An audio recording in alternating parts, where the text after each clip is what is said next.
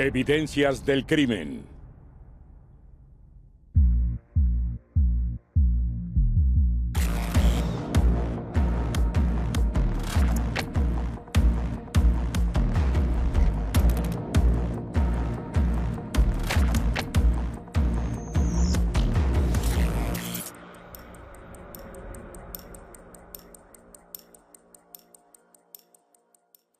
La desaparición en la costa de Esmeralda. El lunes 3 de julio del 2006, en Cancale, Ille-et-Vilaine, cerca de las 14 horas, Benoît Piet se presenta en la estación de policía para denunciar la desaparición de su esposa, Adaline, de 34 años, de la que no ha tenido noticias desde el día anterior. Su esposa estaba desaparecida. Él no sabía nada de ella, pero nunca volvió a casa. Y él les preguntaba, ¿la vieron ayer? Porque fue convocada a la estación de policías de Cancale por un problema con nuestro perro. Tenía cita, ¿no la vieron? Después de comprobarlo, los policías están convencidos de que la joven no se había presentado a su cita el día anterior. Es preocupante que esta madre de 7 hijos se haya ido sin su teléfono móvil. Lo único que se llevó son sus papeles y algo de dinero. Efectivamente, se sabe que se fue a pie o tal vez alguien la llevó de su casa a la estación de policía de Cancale, ya que no tenía otro medio de transporte. Pero Adaline no regresó a su casa en Gunières, un pequeño pueblo a unos 15 kilómetros de Cancale. Sus hijos, muy preocupados, registraron su casa la noche anterior y todas las pertenencias de su madre estaban allí. Y por la noche no entienden por qué no ha regresado a casa, porque tiene un pequeño de tan solo 2 años y que necesita a su madre. Para los policías no hay razón para preocuparse demasiado. En general, cuando se denuncia la desaparición de un adulto, las autoridades no activan inmediatamente la alerta. Siempre hay, y esto está probado estadísticamente, un periodo durante el que se cree que la persona pudo haber salido durante unos días para descansar y después volver. Aún estaban a la espera de que se iniciaran las verdaderas investigaciones.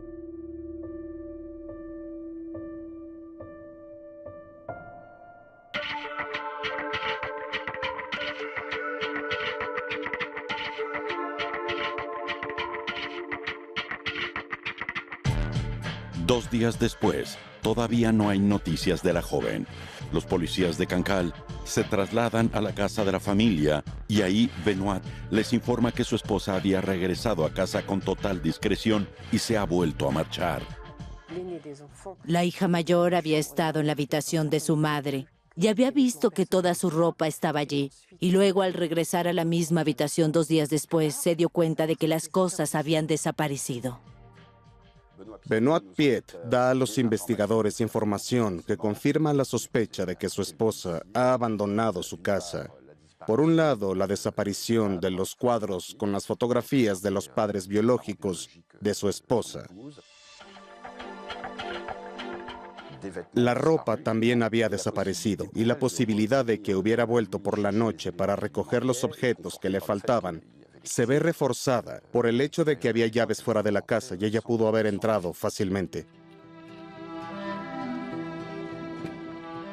Adaline parece haber regresado a casa en la noche del lunes 3 al martes 4 de julio.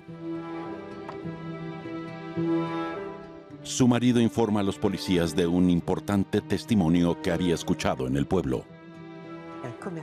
Un comerciante dice que vio a Adaline comprar un paquete de tabaco y dice que esto fue el día lunes. Ella compró tabaco Interval Blue, una marca de tabaco que recordamos, pues no es muy habitual. Así que, hasta el momento y con estos 2 testimonios, los policías creyeron que seguía viva el lunes cuando el comerciante dijo haberla visto. Es simplemente una desaparición voluntaria de una mujer que ha decidido dejarlo todo. Benoît explica a los policías que la pareja está en proceso de divorcio y les entrega un pequeño cuaderno que pertenece a su esposa. Él entregó un diario íntimo en el que ella explica su malestar, su eventual deseo de acabar con su vida. y donde expresa que es verdaderamente infeliz. Adaline estaba pasando por un momento muy difícil. Estaba en medio de un divorcio, tiene 7 hijos en casa, todos gritan, estaban impacientes, pelean, en la escuela las cosas no marchan bien y parece que se trata de alguien que ya no puede lidiar más con esta situación.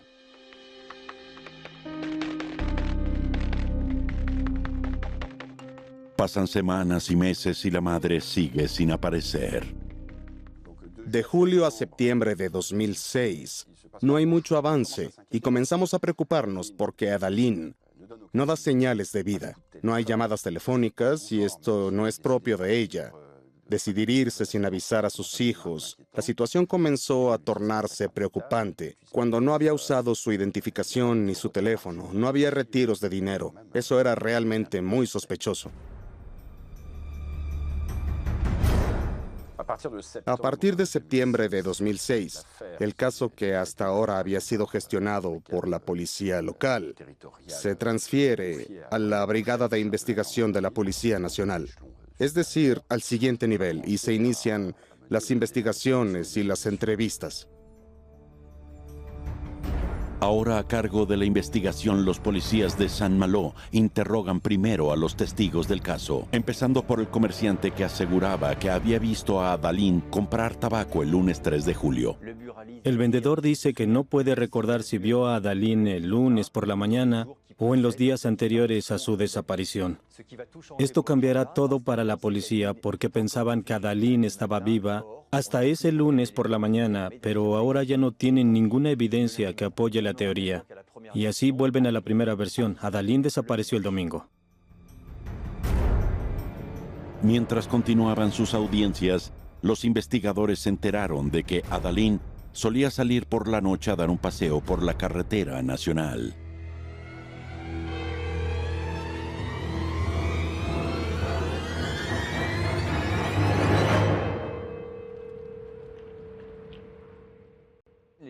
Los policías recorrieron el camino que Adaline solía caminar regularmente para ver si lograban recuperar algún objeto que le perteneciera. También examinaron el bosque en grupos de búsqueda, pensando que quizá durante una caminata se podría haber caído o se hubiera lastimado, causando su desaparición. También fueron a los estanques para comprobar que Adaline no había caído al agua durante dichas caminatas, pero no encontraron ninguna señal de ella. A finales de septiembre del 2006, 3 meses después de su desaparición, los policías deciden publicar la foto de Adaline en la prensa, acompañada de un aviso de búsqueda. Para comprender cómo esta madre de familia numerosa pudo desaparecer tan repentinamente, los policías de Saint-Malo examinan su vida y su personalidad. Todos los testigos entrevistados están sorprendidos de que ella pudiera irse sin sus hijos. Es una madre cariñosa y atenta. Toda su vida gira alrededor de su maternidad y sus relaciones con los niños. Creo que toda su vida era su familia e hijos. A los 34 años, Adaline es una madre de tiempo completo. Tiene 7 hijos entre los 2 y 15 años. Adaline era una mujer joven que había sido muy infeliz. Había sido adoptada a los 3 años y medio, rechazada por su madre adoptiva a los 13 años y mandada a un internado, y a los 17 años ella solo quería escapar de esta vida, alejarse, y la única forma que tenía de hacerlo es casándose. Y eso es lo que hace. Tuvo 2 hijos muy joven. Por supuesto que ese matrimonio no duró. Y luego conoció a Benoit, quien se encontraba sin hogar cuando tenía 19 o 20 años. Se enamoraron rápidamente. Él estaba en un momento de su vida en el que se encontraba solo. No tenía familia, pues lo abandonaron cuando era un adolescente. Estaba perdido. Y Benoit dijo en una de sus declaraciones que ella lo sacó de la calle, lo salvó y tuvieron 7 hijos. Pero muy pronto, las discusiones comienzan entre la pareja. El problema era que Benoit Piet no tenía la misma visión de las cosas que su esposa. Acepta tener 1 o 2 hijos, pero no puede soportar el hecho de que Adaline aún necesite más. En cierto momento se negó a tener relaciones sexuales con ella. Él ya no la deseaba. Además, Adaline y Benoit no tienen el mismo enfoque sobre la educación de sus hijos. Había 7 niños en casa. 2 eran mayores. Los que les gustaba salir eran adolescentes. La madre era cariñosa, aunque un poco relajada. Los dejaba salir hasta muy tarde. Esto no le gustaba nada a Benoit, pues él quería mostrar más autoridad. Otra fuente de conflicto es que la pareja está experimentando importantes dificultades financieras. Adaline no trabajaba. Benoit tenía trabajo temporal. Llegar al fin de mes era difícil, pues no había mucho dinero en casa, vivían al día. Y eso era muy complicado. Los policías se enteran de que 6 meses antes de su desaparición, Adaline había decidido pedir el divorcio. Debió ser complicado para ella, porque lo que había deseado siempre era construir su vida con alguien. Es difícil, los procedimientos son complicados. Ella sabe que Benoit tendrá problemas para aceptarlo, pero sigue adelante. A partir de entonces las tensiones subieron un poco. Los cónyuges se evitan el uno al otro en la medida de lo posible e incluso tienen habitaciones separadas. Después de 15 años de convivencia, la pareja se separa. Las investigaciones sobre la vida de Adaline continúan. Es entonces cuando el 20 de septiembre del 2006, 3 meses después de su desaparición, su marido se presenta espontáneamente ante los policías con una nueva información. Benoit dijo que Adaline tenía una relación con una tercera persona y llevó una postal a los policías en la que decía: «Mi amor, te amo. Atentamente, Daniel». Benoit no conoce a Daniel. Dijo que no sabía quién era. Lo que guiará a los policías en la pista del supuesto Daniel es que uno de los hijos indicó que Adaline tenía un viejo amigo llamado Daniel. Los investigadores encuentran rápidamente a este famoso Daniel. Vive en Saint-Malo, a 10 kilómetros de La Guanière, donde vive la familia Piet. Al llegar a su casa se encuentran con su esposa y les dice que se están divorciando. La esposa de Daniel les dijo a los policías que también había desaparecido en las fechas cercanas a la desaparición de Adaline. La policía parece tener por fin una pista, pero el hombre sigue siendo imposible de rastrear. Unas semanas más tarde, la esposa del misterioso Daniel aparece de nuevo. Su marido se encuentra en un hospital parisino. Los investigadores fueron inmediatamente a interrogarlo. Los investigadores comprobaron la coartada de Daniel y resulta que vivía en la región de París y que en ningún momento fue a La Guanière. Todos los recibos confirman que el hombre no puede ser el amante de Adaline. Pero entonces, ¿quién escribió la famosa postal que supuestamente él mandó? Para exonerarlo, los policías le pidieron que escribiera unas líneas para poder comparar la escritura de las cartas. Le piden que en una página con su caligrafía escriba lo mismo que dice la famosa nota de amor que Benoit encontró en casa.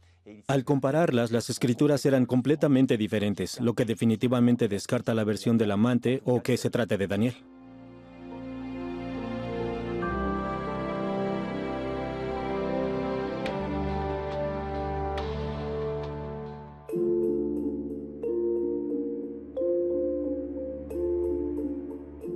En varias ocasiones, los investigadores sienten que el marido de la mujer desaparecida les estaba dando pistas que no conducían a ninguna parte. Cuando el hombre está cada vez más en la mira, los policías descubren que el divorcio entre Benoit y Adaline se había vuelto extremadamente conflictivo. El 13 de abril de 2006 se emitió una orden de no conciliación. En esta orden se especifica que Adaline tendría la custodia de los hijos, que podría permanecer en el hogar matrimonial y que su marido Benoit deberá abandonar la casa el 13 de julio siguiente. Entonces, la desaparición de Adaline evitó que Benoit tuviera que abandonar la casa. Él ya no quería trabajar, por un lado, para no darle una pensión alimenticia, pero también para atarla financieramente. y al no tener ninguna remuneración, que se viera en una situación difícil, al no haber ninguna entrada. Las entrevistas con los familiares de la pareja también revelan el preocupante comportamiento de Benoit desde la solicitud de divorcio de su esposa. Benoit llevaba varios meses viviendo de forma totalmente aislada. Había tomado una habitación en la que solo tenía una consola de videojuegos. Ahí dormía, comía y compraba solo comida para sí mismo. Se levantaba para ir a trabajar cuando trabajaba, pero ya no convivía con su esposa e hijos. Varios testigos incluso afirman que la vida de la pareja no ha estado libre de violencia doméstica. Anaïs es la hermana adoptiva de Adaline. Y ella reveló algo extremadamente importante, algo esencial. Ella reportó que varios años antes, Adaline dijo que hubo una discusión violenta solo por un problema con las cuentas y que su esposo la agredió físicamente y trató de estrangularla.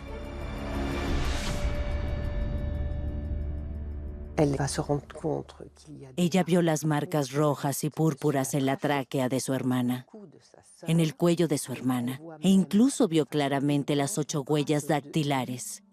Anaïs intentó llevar a su hermana a presentar una denuncia, pero Adaline se negó.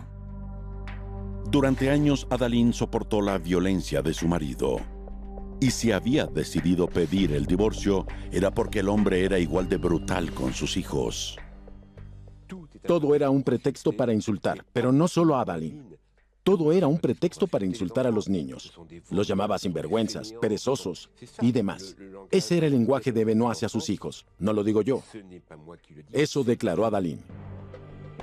Los investigadores son cada vez más escépticos respecto a Benoit. Fue entonces que unos días después, un sacerdote de un pueblo cercano se puso en contacto con los policías y les dijo: recibí una llamada anónima diciendo que Adaline está enterrada en el jardín. Los policías no pueden identificar a la persona que llama, pero se toman muy en serio estas declaraciones. Se realizó una búsqueda en helicóptero sobre la casa y se destacó la existencia de una lona azul en el jardín.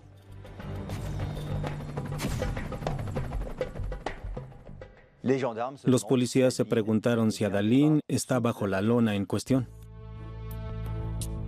El 25 de septiembre del 2006, casi 3 meses después de la desaparición de Adaline, se abrió una investigación judicial por secuestro y desaparición. Al día siguiente, los equipos de investigación llegaron a Lagunier.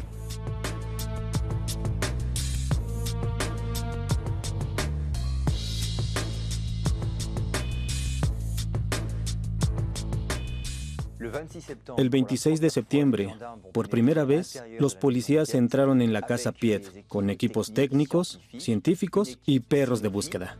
Los perros de la gendarmería están entrenados especialmente para encontrar restos humanos. Los perros fueron llevados directamente debajo de la lona azul. Los perros no encontraron nada especial debajo de la lona, ni tampoco en el resto del jardín.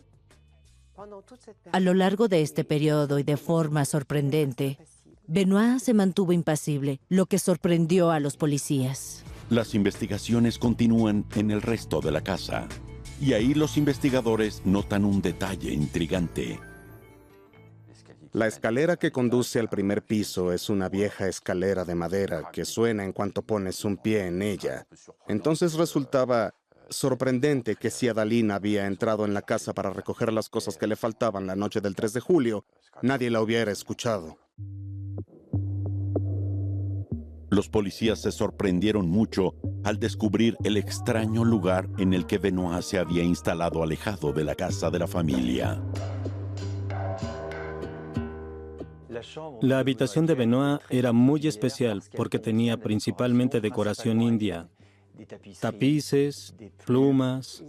Tenía carteles, atrapasueños. Mostraba los 10 mandamientos de los indios, es decir, tenía una atmósfera realmente extraña. Las investigaciones siguen su curso. La casa es cubierta de luminol, un químico que permite que aparezcan rastros de sangre. incluso después de la limpieza. Aunque estos registros no revelan ningún rastro sospechoso, los investigadores deciden poner bajo custodia a Benoit. Esto puede explicarse por la compleja personalidad del marido, por los testimonios de la gente, pero también por el hecho de que los policías no tenían otras pistas. Los policías empiezan por interrogar a Benoit sobre la violencia doméstica denunciada por la hermana de Adaline. Benoit admitió haber sido violento hace varios años e indicó que en esa época era alcohólico. Dijo que eso le asustó y le pidió a su esposa que lo ayudara, que lo animara. Dijo que a partir de ese momento, y gracias a ella, dejó de beber y se desintoxicó. Después se cuestiona al hombre sobre la cronología precisa de sus actividades durante el fin de semana en que su esposa desapareció. Por primera vez, se le preguntó a Benoit sobre sus actividades de ese fin de semana.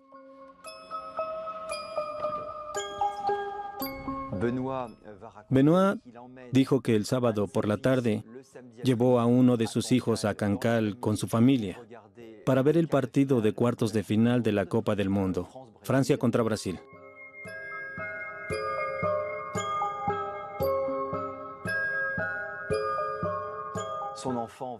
Su hijo se quedó a dormir con su familia y Benoit volvió a casa alrededor de las 10 u 11 de la noche. Entonces hubo una discusión entre él y su esposa, una discusión menor, pero uno de sus hijos en el primer piso lloró y Benoit subió a consolarlo y después dijo que se fue a la cama. Benoit dice que a la mañana siguiente salió de su casa sin ver a su esposa. Fue hasta que regresó al final del día que se enteró por una de sus hijas que Adaline aún no había regresado. Después de comprobar su coartada, los policías tienen que enfrentarse a los hechos. No tienen pruebas en su contra. Benoit se presumía inocente y no había certeza de que fuera el autor de la desaparición de Adaline. Es alguien sin vehículo, sin conexiones, que por lo tanto no tenía la posibilidad de trasladar un cuerpo, y los equipos de la policía que fueron a su casa no encontraron ningún rastro de restos humanos. Tras una detención provisional, Benoit es puesto en libertad. El misterio que rodea la desaparición de su esposa permanece intacto, sobre todo porque la convocatoria en la prensa de algún testigo o información no ha tenido éxito.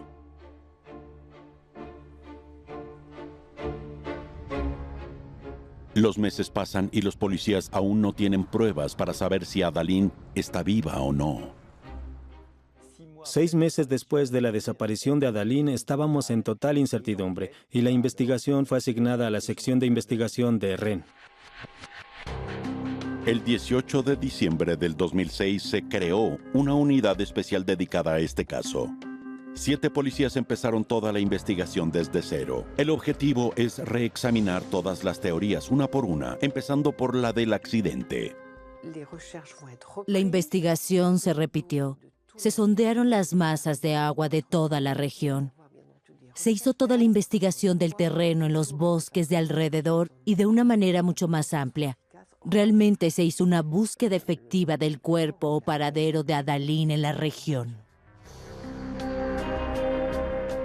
Durante 3 meses, 195 masas de agua y 71 pozos fueron inspeccionados entre Lagunière, Cancale y Saint-Malo. Pero eso no es todo. Los policías fueron de puerta en puerta. Se visitaron 742 casas y se entrevistaron a 72 personas. Desafortunadamente, nadie recuerda nada en absoluto. Lo más difícil de entrevistar a los habitantes de Lagunière 7 meses después de los acontecimientos es que ya no recordaban exactamente lo que hacían ese día, ni la gente que vieron en el pueblo, en la escuela, en los comercios, y por lo tanto, esto debilitó los testimonios que se recolectaron. Además, los investigadores se enfrentan a otro problema. Tuvimos que enfrentarnos también a los rumores de todo tipo que circulaban en Lagunière, y en particular a uno de ellos que consistía en que algunos habitantes percibieron regularmente a Adaline maquillada, como si el hecho de llevar maquillaje fuera un elemento que debíamos considerar. Los rumores abundaban porque no mucha gente conoce bien a la familia Piet. Sus relaciones sociales eran muy limitadas. Cuando los policías se enfrentaron a múltiples rumores, se vieron obligados a controlar cada uno de ellos, pues de alguna manera contaminarían la investigación y serían una distracción en vez de centrarse en elementos que podrían ser importantes, elementos serios. Los policías, en mi opinión, perdieron su tiempo respondiendo a los rumores que se estaban propagando. La investigación iniciada por la nueva unidad de investigación sigue sin dar frutos. A continuación, los policías hicieron un segundo llamado en la prensa para que se presentaran testigos, pero de nuevo, no tuvieron resultado alguno. 1 año y medio después de la desaparición de Adaline, la investigación se encuentra en un callejón sin salida.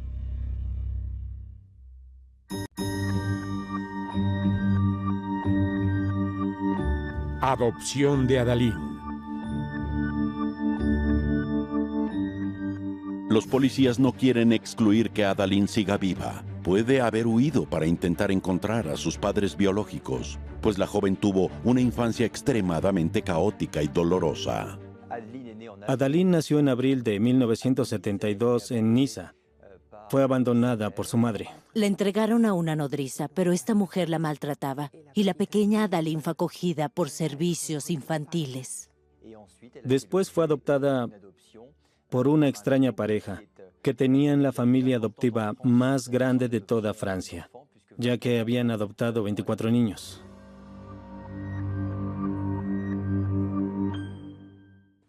Todos los niños tenían un nombre que empezaba con A, por adopción y amor. Lo que se sabe es que Adaline se llamaba Brigitte cuando nació.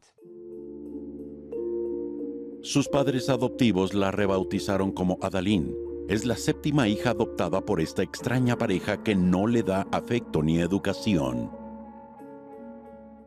Todos estos niños están destinados al abandono.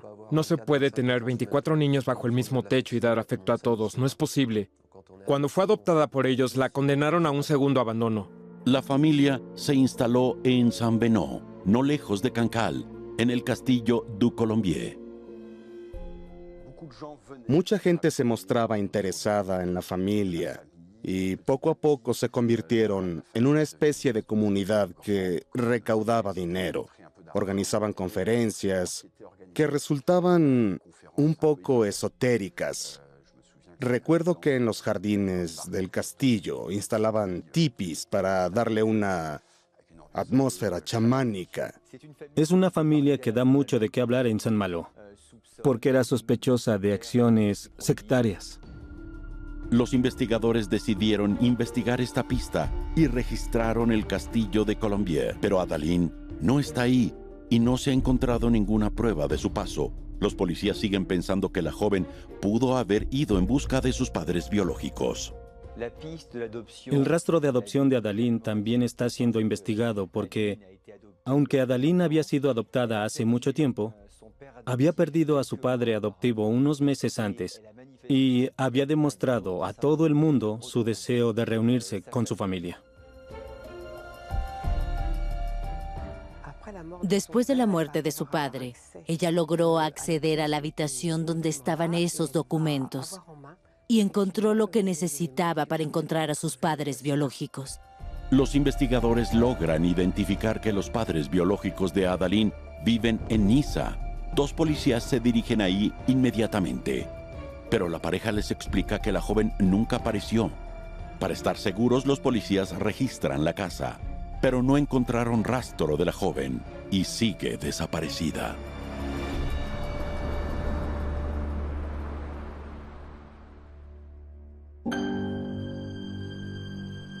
Hace ya más de 2 años y medio que la joven madre desapareció.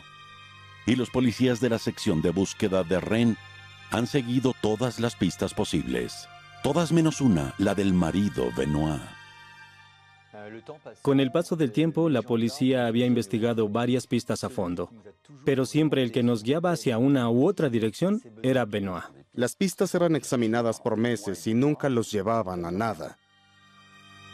Los investigadores decidieron entonces volver a entrevistar a los hijos de la pareja, pero por primera vez escucharon a los niños más pequeños de entre 8 y 12 años. Hasta el momento han tomado el testimonio de los hijos mayores, pero los otros niños que estaban en la casa al momento de la desaparición de su madre no habían declarado. Fue entonces cuando uno de ellos, de 10 años de edad, hizo una revelación más que inquietante a los investigadores.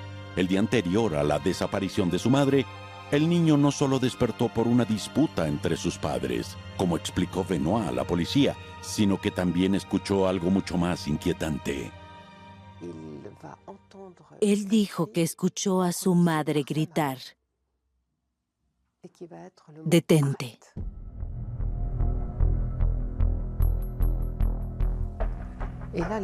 Y entonces los investigadores entendieron que este niño fue testigo auditivo de lo que pasó esa noche. El niño dijo que su padre subió unos instantes después para consolarlo, porque estaba llorando. El niño dijo: «Me sorprendió porque no fue mamá la que fue a verme.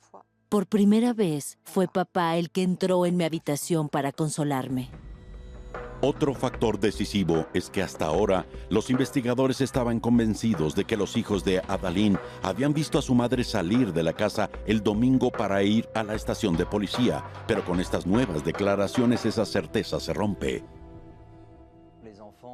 Los niños aún tenían recuerdos confusos, o al menos no recordaban precisamente el último momento en que vieron a su madre, por lo que los testimonios que les aseguraban a los investigadores que su madre aún estaba viva el domingo por la mañana, comienzan a parecer dudosos.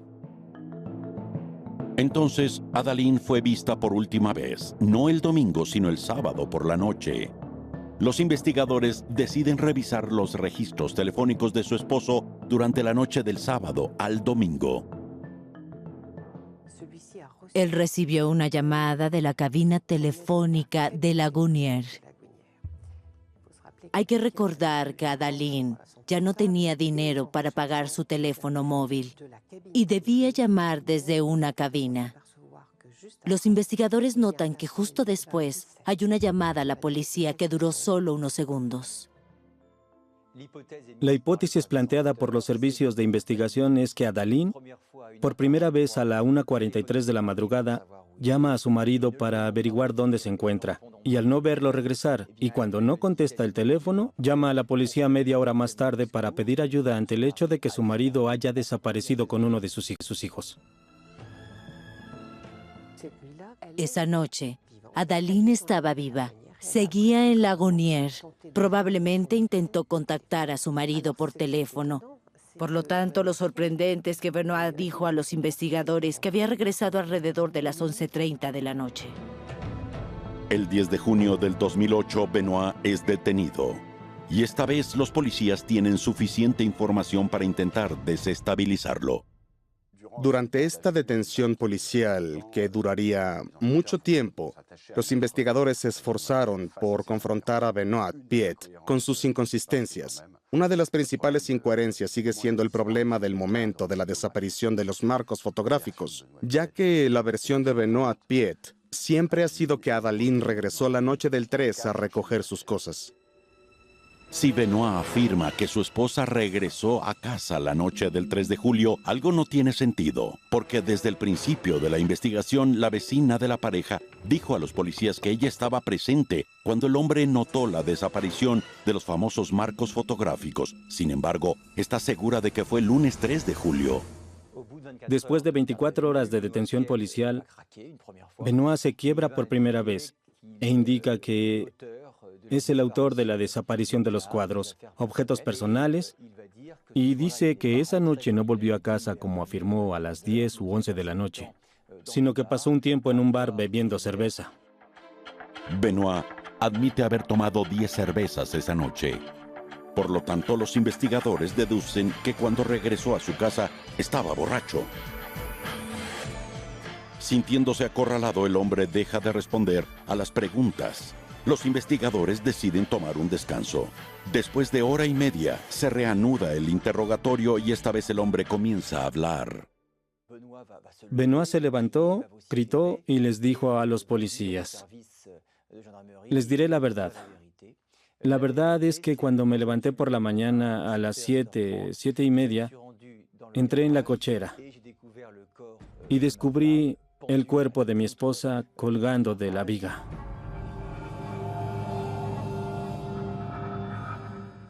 Y es allí donde describe el rostro de su esposa que lo obsesiona y le impide dormir y vivir. Creemos que esto es cierto, porque está perdiendo el control, y solo podía recordar esta expresión si la hubiera visto en realidad. Casi en trance, Benoit describe el rostro de su esposa, sus ojos exorbitados y su lengua colgante.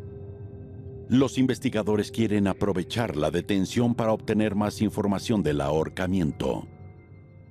Los investigadores viajan a Lagunière, a la casa de la familia Piet, para que Benoit describa las acciones que realizó ese día. Así indicará en particular que la cabeza tocaba la viga de la cochera.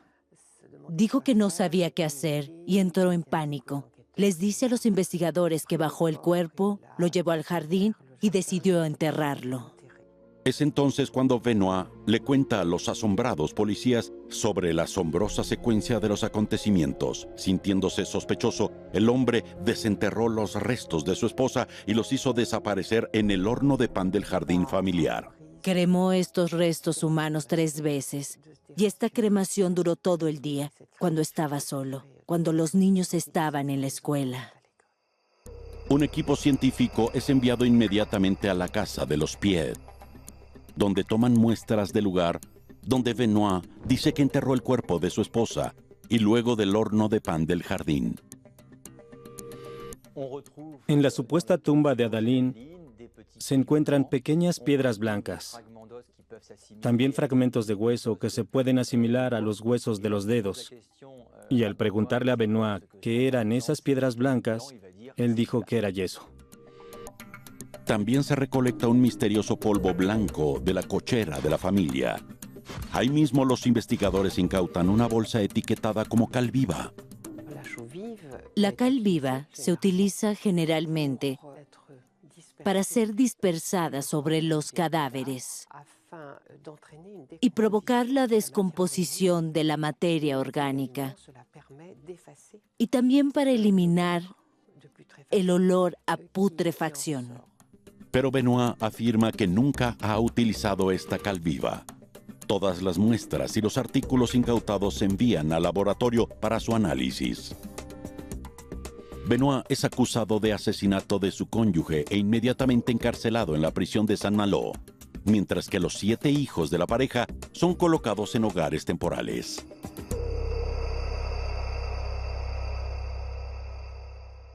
Sea cual sea el escenario de la tragedia, está claro que Benoit escondió la verdad durante casi 3 años. Para entender su comportamiento, el juez ordena entonces una evaluación psicológica. Descubrimos en Benoit a un hombre que sabía mentir, esconderse, y que era un gran manipulador. Y lo más importante es que era capaz de hacerlo con sus propios hijos. Por un lado, dañó la reputación de su esposa contando que ella tenía amantes y que lo había engañado muchas veces. Y por otro lado, frente a sus hijos, hacía el papel de marido afligido que esperaba a su esposa. El psicólogo Olivier Coldefy entrevistó a Benoit en la cárcel. Así descubrió la infancia caótica del sospechoso.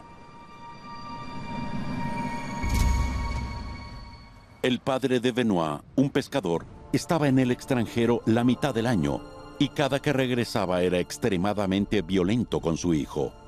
Mientras que su madre, quien era alcohólica, murió cuando Benoit era un adolescente. Es sobre esta base que su personalidad antisocial se desarrolló y comúnmente en tiempos de violencia se iba al bosque y ahí es donde construye su fantasía sobre los indios. Desde la infancia, Benoit se aísla del mundo exterior y desarrolla una verdadera paranoia.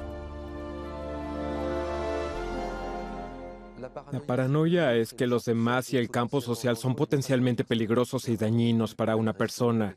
Percibe el exterior como algo agresivo El exterior abarca todo el campo social, la familia, los parientes, los amigos, pero es infundado. Es una paranoia. Si tomamos en cuenta su infancia, tiene sentido. A los 16 años, Benoit decidió abandonar la casa de sus padres. Cuando conoce a Adaline, vive solo, recluido en un remolque abandonado.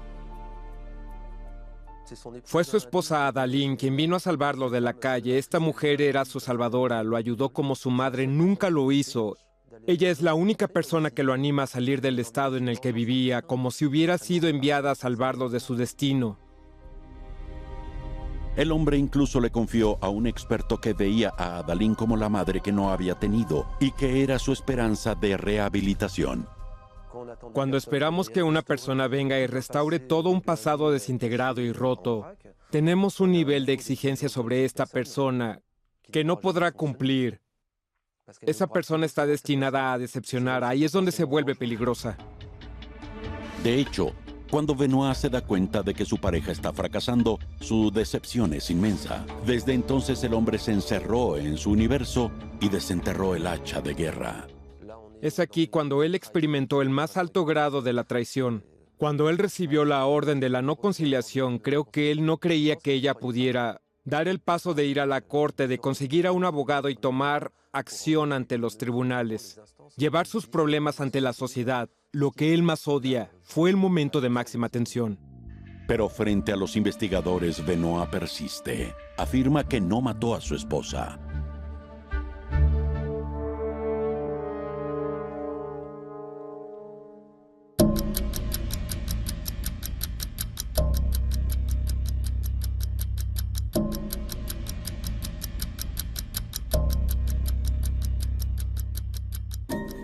Para hacer avanzar la investigación, el juez de instrucción se basa en gran medida en los análisis de muestras tomadas del jardín de la familia. Comenzando por los huesos, los expertos determinarán si pertenecen o no a la mujer desaparecida. Así, el primer paso será como en cualquier identificación, una comparación. Tenemos a su madre y por lo tanto intentaremos hacer una prueba de maternidad, al menos de filiación genética, y estar absolutamente seguros de que los fragmentos óseos encontrados proceden efectivamente de alguien emparentado con esta mujer.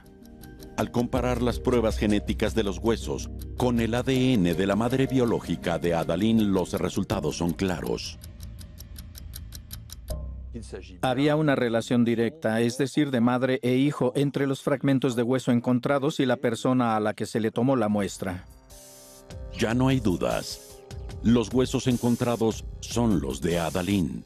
Pero otros resultados llegan al escritorio del juez. Se trata del polvo blanco encontrado en el jardín en el mismo lugar donde fue enterrada la joven. Logré demostrar a la vista de los resultados analíticos que se trataba de un polvo con contenido de calcio y magnesio, es decir, cal viva. En la cochera de la casa se descubrió una bolsa de cal viva y Benoit juró que no la había usado. Claramente mintió.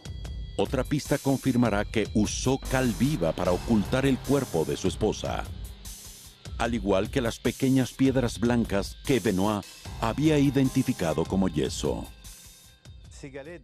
Estas piedras, por su forma y apariencia, no corresponden con el yeso. El análisis de estas piedras revela que contienen sulfato de calcio, es decir, una mezcla de cal y azufre. Para los expertos, la presencia de azufre es un indicador muy significativo. Imaginamos que el azufre de este sulfato de calcio provenía del cabello de Adaline. El cabello contiene queratina, su estructura esencial. Esta queratina está compuesta principalmente de azufre y en presencia de cal viva, este azufre reacciona con la cal viva, descompone el cabello y así forma supuestas piedras que habíamos examinado. Gracias a los informes de los expertos, los investigadores tienen ahora pruebas de que Benoit roció el cuerpo de su esposa con cal viva antes de enterrarla. Según él, quemó los restos del cuerpo, pero no todos. Los análisis realizados en el horno de pan confirmarán sus afirmaciones.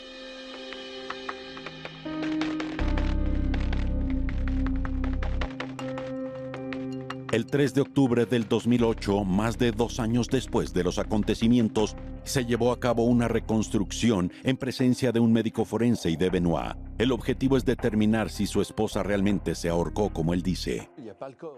No hay cuerpo.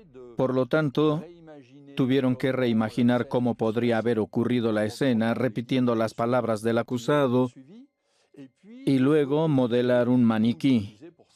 Usar el mismo lugar para verificar la factibilidad del modo de muerte como se describe. Con una cuerda idéntica a la de Adaline, la escena del supuesto suicidio se reproduce como Benoit afirma haberla descubierto. La policía usa un modelo de la misma altura y peso que la joven, pero muy rápidamente, el científico forense nota una primera inconsistencia en estas declaraciones. Hay 2 elementos clave. Uno es que la cabeza se encuentra tocando la viga y por otro lado que el eslabón subía hacia atrás. Así que en este posicionamiento vemos que es casi imposible que la persona se pudiera sostener. Es casi imposible. Para tener este tipo de tensión en el cuello, el eslabón tendría que ser más largo y por lo tanto tendría que haber más distancia entre la viga y el cuello. Y en ese momento la cabeza no tocaría la viga. Eso no es todo. Tan pronto como el policía simula el ahorcamiento, la cuerda se rompería rápidamente. Una indicación de que un ahorcamiento no habría sido efectivo, pues toma varios minutos para que el ahorcamiento se complete. Finalmente, una última pista confirma que no hubo nadie colgado de esa viga. Cuando se cuelga un peso en la madera, crea una pequeña ranura que corresponde a la marca que deja una fuerte tracción en este punto y que indicaría claramente una suspensión de peso. Al examinarlo después de nuestro experimento, el punto en la viga estaba muy marcado por la suspensión del peso. Con una pequeña marca verde, Benoit había indicado con precisión dónde estaba supuestamente sujeta la cuerda. Y en ese lugar, la viga está perfectamente intacta. Gracias a esta reconstrucción, los policías tienen ahora la prueba de que el escenario del suicidio es materialmente imposible. Según ellos, Benoit ciertamente mató a su esposa estrangulándola. Si el hombre describió a la víctima con la lengua colgante y sus ojos exorbitados es porque realmente la vio así. Corresponde también a la descripción de alguien que fue sujeto a una asfixia mecánica. Esta imagen tan clara y específica intriga a los investigadores. El experto forense también examinó el hecho de que esta persona debió verla directamente y por lo tanto posiblemente debió ver este gesto de estrangulamiento cara a cara. En ausencia del cuerpo de Adaline, los policías no tienen forma de probar que Benoit estranguló a su esposa. Sin la confesión de Benoit, los policías y los magistrados no tienen certeza sobre el escenario preciso de la tragedia. La tesis más plausible sigue siendo la de estrangulación. Para los investigadores todo encaja. El hombre describió la cara de su esposa después de un estrangulamiento. Ya lo había intentado varios años antes y el día de la tragedia se fue a casa muy borracho. Sabía que podía ser muy violento bajo el efecto del alcohol. Por eso se detuvo. Si se enfrenta de nuevo con su esposa es porque lo encuentra cuando él estaba a punto de salir. Y de ahí que él actuó casi impulsivamente. Por eso la hipótesis más probable es la de la estrangulación. Siguiendo ese escenario, podemos imaginar cómo reaccionó Benoit después de matar a su esposa en un estallido de violencia. Lo primero que piensa es, no puedo pedirle ayuda a nadie. Nadie debe enterarse. Lo segundo es, tengo que esconder el cuerpo hasta que encuentre un escenario.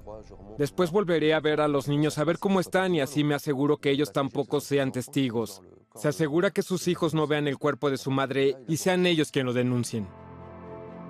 Pero el 6 de enero del 2009, 3 años después de la tragedia, el juez intercepta una carta dirigida a Benoit en la cárcel. Y esta carta contiene el siguiente mensaje. No digas nada, mantén la boca cerrada, piensa en tus hijos. Una carta muy extraña. El juez no cree que la carta haya sido enviada a Benoit por casualidad y sospecha que Benoit le pidió a un compañero de celda que la enviara. En particular, el juez interroga a un detenido que se encontraba en la misma celda que Benoit y que fue puesto en libertad el día anterior al envío de la carta. Este compañero de prisión admitió que Benoit le entregó una carta, que le pidió que le enviara por correo tan pronto como saliera de la cárcel y que esta carta estaba dirigida a él mismo. El juez de instrucción cita entonces a Benoit para interrogarlo sobre este tema.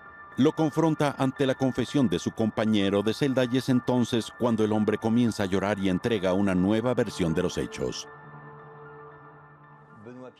Benoit reveló al juez de instrucción una nueva versión, diciendo que esa noche estaba en su habitación, que oyó ruido y que bajó. Benoit dice que entró en la cochera. Encontró a su mujer en el suelo y vio a dos hombres, uno de los cuales le dijo: si dices algo, tú y tus hijos están muertos. Y entonces los hombres se marcharon. Benoit no da más detalles sobre estos misteriosos hombres, y el juez no cree en absoluto en esta nueva historia. Para probar que el hombre está mintiendo, una vez más ordena un peritaje de la escritura de la carta anónima. Entonces el experto designado compara esta carta con las cartas escritas por Benoit y sus conclusiones son definitivas. Encontramos correspondencias a nivel de mayúsculas, mayúsculas características. Pequeños signos como son acentos, puntos, algunas comas también. Son signos muy importantes, pues son signos dibujados inconscientemente. Las jotas son muy interesantes porque son pequeñas y suben a la izquierda. Se inflan como pequeños globos y son bastante cortas. Y encontramos estas mismas jotas en la carta donde trató de maquillar su escritura. Una vez más, Benoit miente. Él es quien escribió esta carta. Pero algunos expertos en escritura también son grafólogos. Analizando la escritura del sospechoso, estos pueden, por lo tanto, deducir aspectos de su personalidad. En las letras de Benoit son características algunas mayúsculas, en particular la M en la corona, la P cruzada y la R, pues se escribe R mayúscula en todas las palabras. A esto le llaman la R del pequeño rey, y estos son signos de alguien que tiene un ego ligeramente sobredimensionado y que quiere llegar a ser poderoso.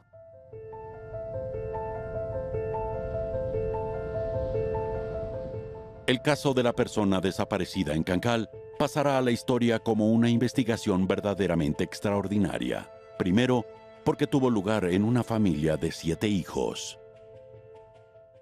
El mayor error se cometió al olvidar a los niños y dejarlos de lado en las investigaciones. Deberíamos haber investigado primero dentro de la familia, averiguar cómo funcionaba, cuáles eran las relaciones, cuál era el comportamiento de Benoit hacia los niños y Adalín, y con eso podríamos haber avanzado mucho más rápido.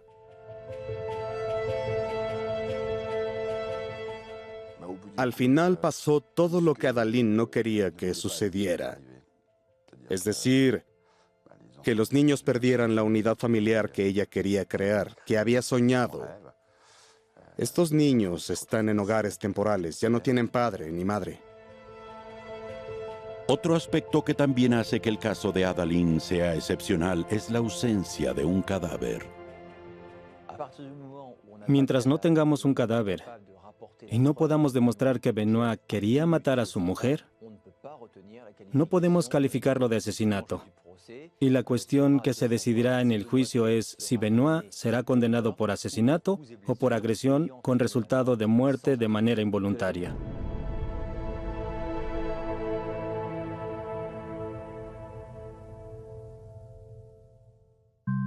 En 2011, Benoit Piet fue condenado a 20 años de prisión por agresión con lesiones que causaron la muerte de su esposa.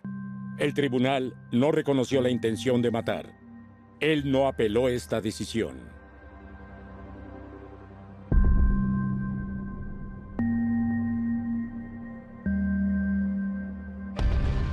Doblado en Olympusat, México.